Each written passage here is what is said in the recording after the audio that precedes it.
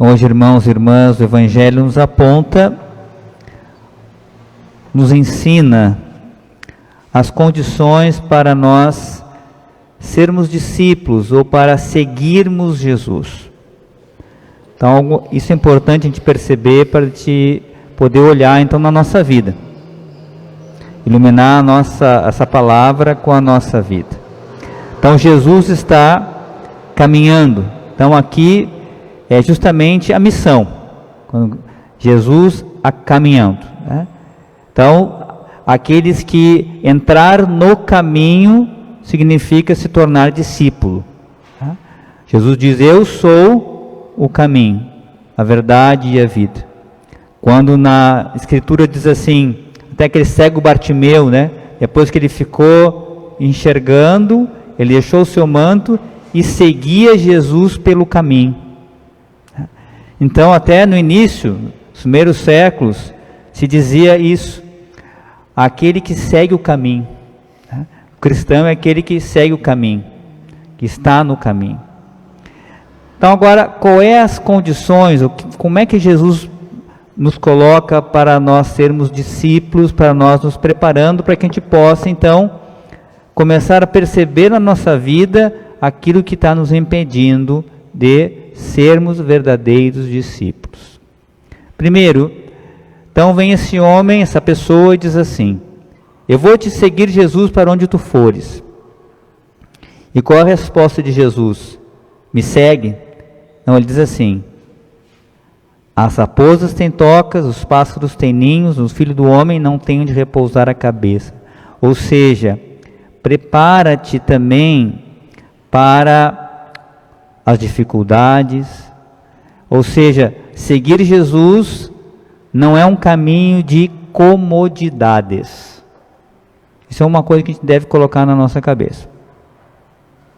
Tá? Então, seguir Jesus, Jesus não está te propondo um caminho de facilidades. Mas a gente propõe realmente, seguir Jesus também é despojamento, disponibilidade, também passamos por desprendimento, mortificação, sofrimentos, e essa leveza para seguir. Ou seja, não dá para a gente se segurar demais, querer botar 1000 condições para que possa, só vou ser. Então, saber que não teremos comodidades. Deus não propõe comodidades nem facilidades.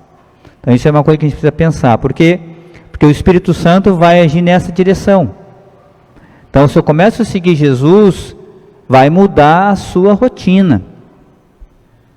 Vai precisar abrir mão de coisas, sim. Vai haver sacrifícios, renúncias? Sim. O fundamento, claro, é o amor. É por amor, é livre, ninguém deve ser escravo, né? Obrigado a fazer isso. Mas livremente é chamado a seguir. Mas esse segmento vai levar também a isso. Tá? Essa mudança, né? Essa mudança de rotina. Então, realmente, você pode perceber, quando a gente começa a caminhar e entrar nesse segmento de Jesus com mais intensidade, a nossa vida muda completamente. E vai mudando e vai mudar cada vez mais. De repente a gente começa a dizer: mas eu não tenho mais tempo para não sei o quê. Agora eu não consigo mais ir no shopping. Eu não consigo mais ir no cinema. Eu não consigo mais não sei o quê. Claro, muda a rotina. Não que você não possa ir, mas vai mudando a rotina.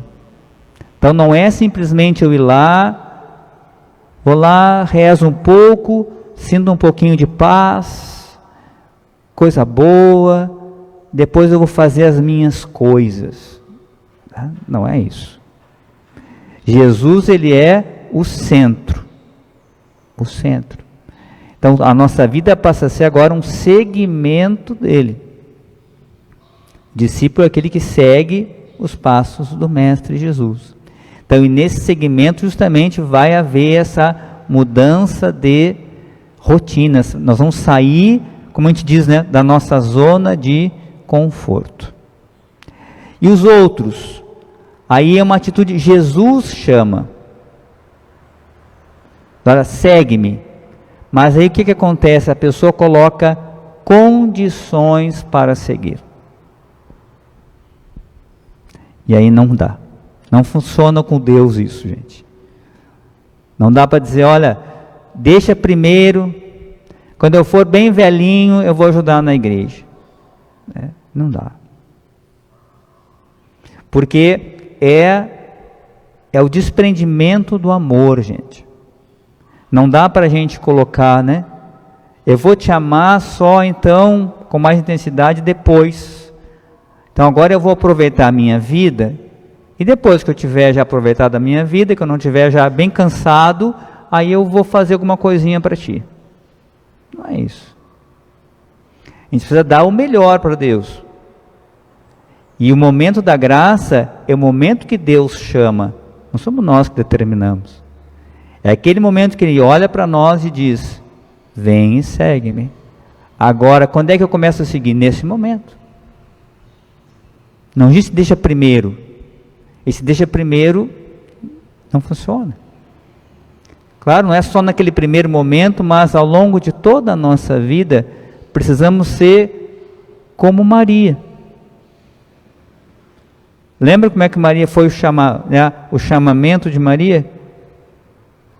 Ela, em nenhum momento ela disse assim, não, Maria, deixa eu primeiro falar lá com... Não.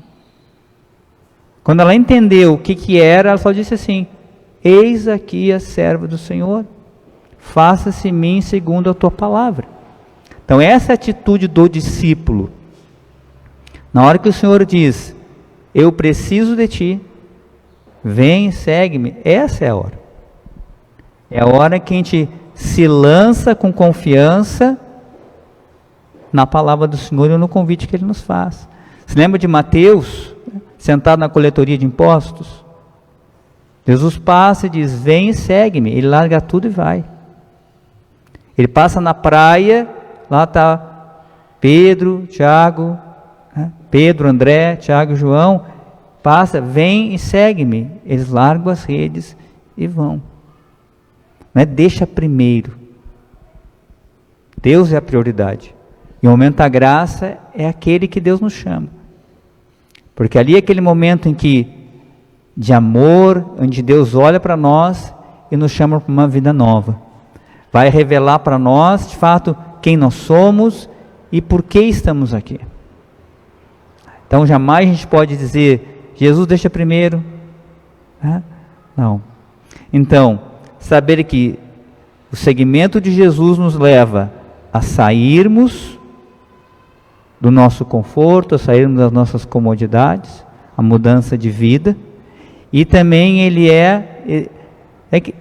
nos convida a uma prontidão, uma disponibilidade que o amor por Jesus deve ser, digamos, um sinal do nosso amor de predileção por Ele.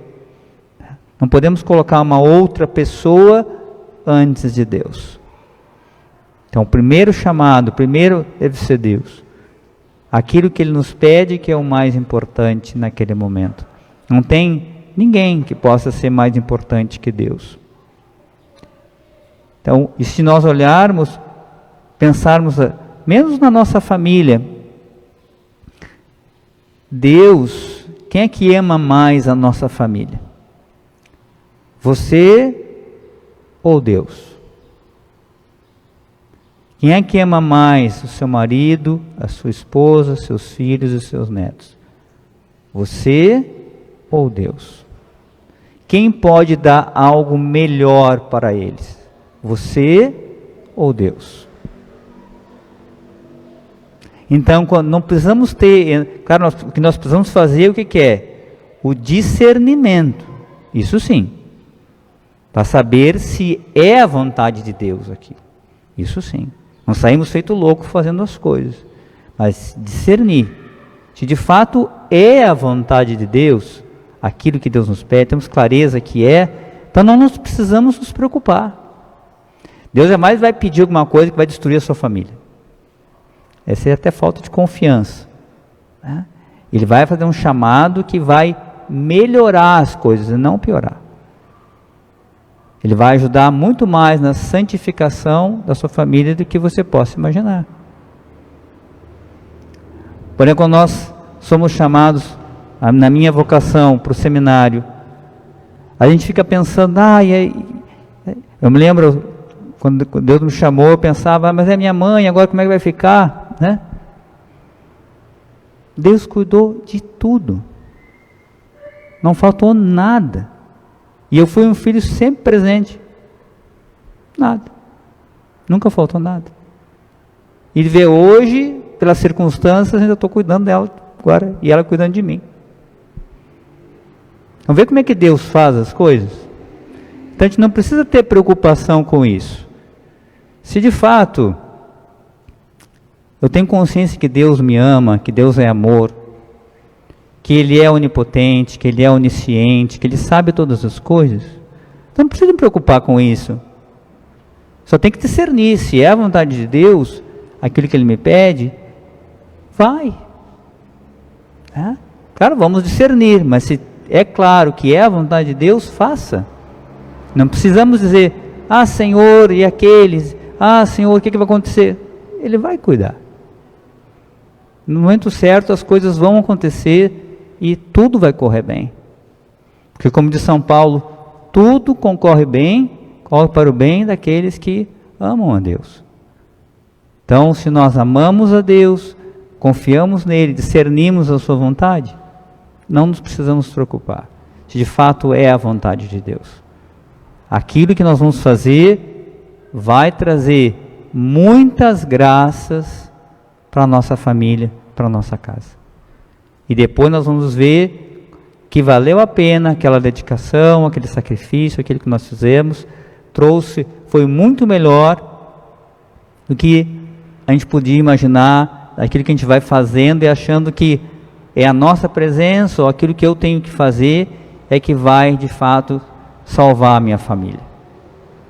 Não, de fato precisa discernir o que é realmente que Deus quer de mim, né? Você, né, como mãe, como esposa, como pai, como esposo, enfim. Ali Deus vai mostrar para você, no seguimento dele, o que de fato vai ser importante você fazer e ser. E aí então nesse chamamento, por isso não precisamos dizer para Deus, deixa primeiro eu fazer isso. Não precisa. Nós dizemos, sim, faça-se em mim segundo a tua palavra. E se de fato é assim, veja na vida de Maria, né? Maria tinha um plano na sua vida, não era um plano errado. Mas Deus veio, você vai ser agora a mãe do meu filho. Mas Senhor, se acontecer isso, e se me apedrejarem, e se me entenderem mal, e se José me abandonar? Não disse nada disso. Ela disse, eis aqui a serva do Senhor, faça-se em mim segundo a tua palavra.